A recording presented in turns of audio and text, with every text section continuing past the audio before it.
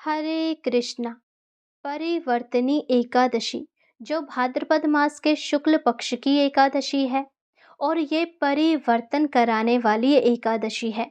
इस दिन भगवान विष्णु शयन करते हुए करवट बदलते हैं, इसीलिए इसे परिवर्तनी एकादशी कहा गया है।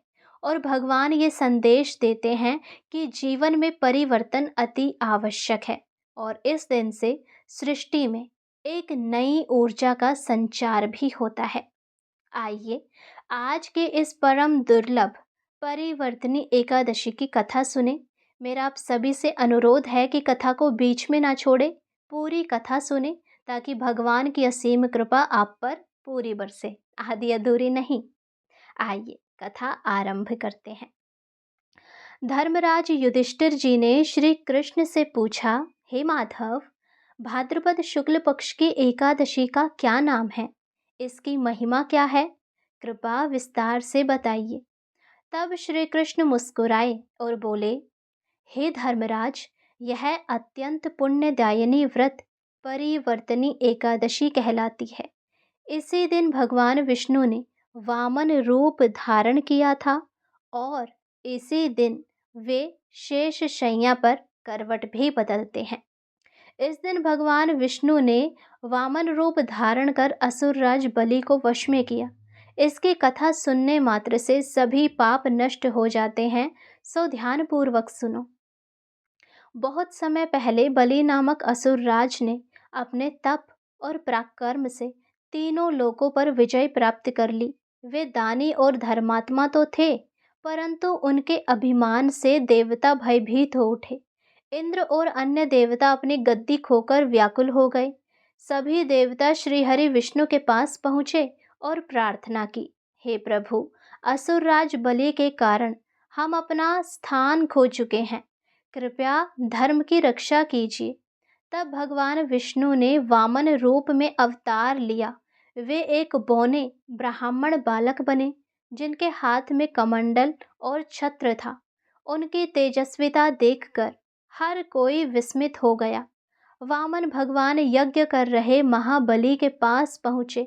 राजा बलि ने आदर पूर्वक उनका स्वागत किया और कहा, हे ब्राह्मण देव, आप जो भी चाहें मैं आपको दान दूंगा। वामन ने उत्तर दिया, हे राजन, मुझे तो केवल 3 पग भूमि चाहिए। बलि हंसकर बोले, आप जैसी इच्छा, 3 पग भूमि तो मैं तुरंत दे सकता हूँ। जैसे ही प्रतिज्ञा हुई, वामन का रूप विराट हो गया। एक पग में पूरी पृथ्वी नाप ली, दूसरे पग में संपूर्ण आकाश।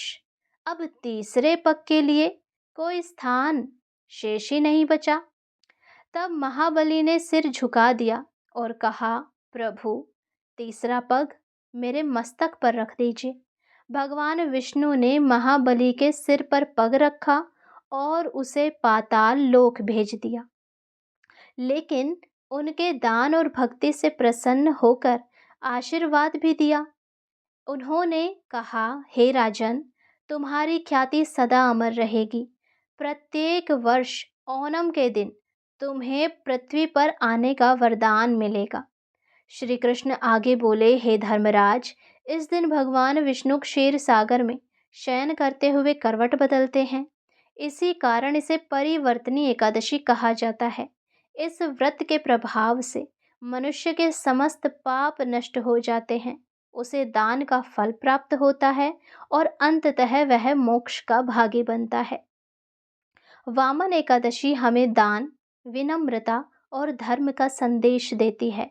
असुरराज बलि जैसे पराक्रमी और दानी पुरुष को भी अंततः भगवान के चरणों में ही शरण लेनी पड़ी।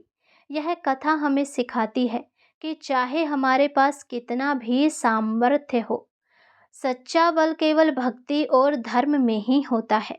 आइए इस पावन व्रत पर हम भी संकल्प ले कि भगवान वामन के चरणों में अपनी भक्ति अर्पित करें और धर्म के मार्ग पर चले। यदि कोई व्रत करे या ना करे, उन्हें कथाएं तो अवश्य सुननी चाहिए। और एकादशी की कथाओं में तो एक अलग ही शक्ति, अलग ही ऊर्जा होती है।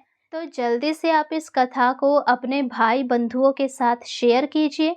चैनल को सब्सक्राइब करके वीडियो को लाइक कीजिए और कमेंट बॉक्स में लक्ष्मी नारायण की जय अवश्य लिखें।